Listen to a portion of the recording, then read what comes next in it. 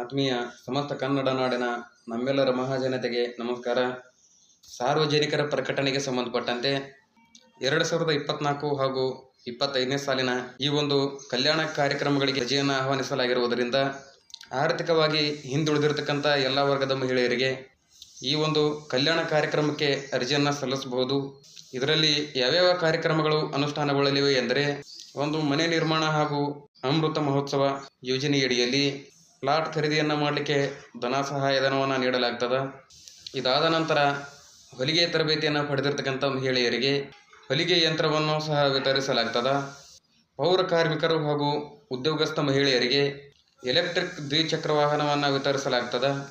ಇದರಲ್ಲಿ ಗಾರ್ಮೆಂಟ್ಸ್ ಉದ್ಯೋಗಿಗಳಿಗೆ ಮೊದಲ ಆದ್ಯತೆಯನ್ನು ನೀಡಲಾಗ್ತದೆ. ವಿಶೇಷಚೇತನರಿಗೆ ಹೆಚ್ಚುವರಿ ಚಕ್ರವನ್ನು ಅಳವಡಿಸಿದ ಎಲೆಕ್ಟ್ರಿಕ್ ತ್ರಿಚಕ್ರ ವಾಹನ ಹಾಗೂ ವೀಲ್ ಚೇರನ್ನು ವಿತರಿಸಲಾಗ್ತದೆ. ಆನಂತರ ಗಂಭೀರ ಕಾಯಿಲೆ ಹಾಗೂ ಹಿರಿಯ ನಾಗರಿಕರ ಆರೋಗ್ಯ ತಪಾಸಣೆ, ಅಂಗವೈಕಲ್ಯರ ಶಸ್ತ್ರಚಿಕಿತ್ಸೆಗೆ ಧನ ಸಹಾಯಧನವನ್ನು ಸಹ ಒದಗಿಸಲಾಗ್ತದೆ. ಬೀದಿ ಬದಿ ವ್ಯಾಪಾರಸ್ಥರಿಗೆ ಎಲೆಕ್ಟ್ರಿಕ್ ವೆಂಡಿಂಗ್ ಮಷೀನನ್ನು ವಿತರಣೆಯೂ ಸಹ ಮಾಡಲಾಗ್ತದೆ. ಪರಿಶಿಷ್ಟ ಜಾತಿ ಪೌರ ಕಾರ್ಮಿಕರ ಮಕ್ಕಳಿಗೆ ಹಾಗೂ ಮಹಿಳೆಯರಿಗೆ ಕೌಶಲ್ಯ ತರಬೇತಿಯನ್ನು ನೀಡಲಾಗ್ತದೆ. ಆನಂತರ ಸಂಗೀತ ಸಾಧನಗಳ ಖರೀದಿಯನ್ನು ಮಾಡಲಿಕ್ಕೆ ಹಾಗೂ ಕ್ರೀಡಾಪಟುಗಳಿಗೆ ಧನ ಸಹಾಯಧನವನ್ನು ಒದಗಿಸಲಾಗ್ತದೆ.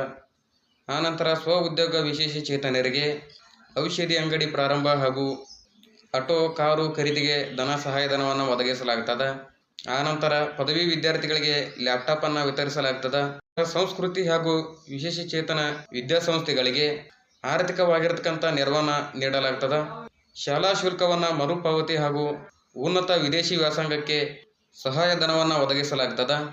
ಅರ್ಜಿಯನ್ನು ತಮಗೆ ಸಂಬಂಧಪಟ್ಟಿರತಕ್ಕಂಥ ಕಂದಾಯ ಇಲಾಖೆಯ ಅಧಿಕಾರಿಗಳ ಬಳಿ ಅರ್ಜಿಯನ್ನು ಸಲ್ಲಿಸಬಹುದು.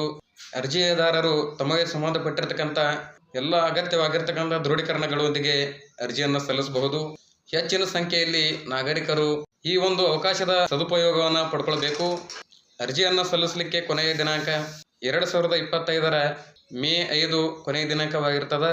ಇದಿಷ್ಟು ಈ ಹೊತ್ತಿನ ಸಾರ್ವಜನಿಕರ ಮಾಹಿತಿ ಆಗಿರುವುದರಿಂದ ಎಲ್ಲರಿಗೂ ಧನ್ಯವಾದವನ್ನು ತಿಳಿಸ್ತೀನಿ. ಜೈ ಹಿಂದ್, ಜೈ ಕರ್ನಾಟಕ, ವಂದೇ ಮಾತರಂ, ಶುಭ ದಿನ.